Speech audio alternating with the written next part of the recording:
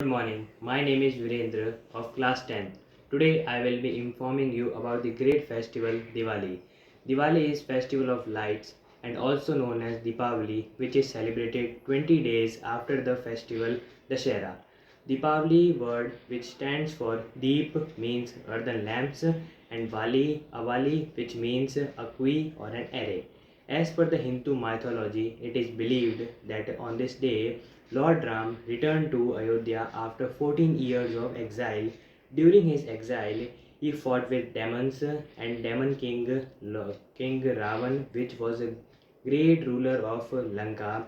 On the return of Lord Ram to Ayodhya, the people of Ayodhya welcomed by lighting the diyas and celebrated. Since then, Diwali is celebrated to declare the victory of good over evil.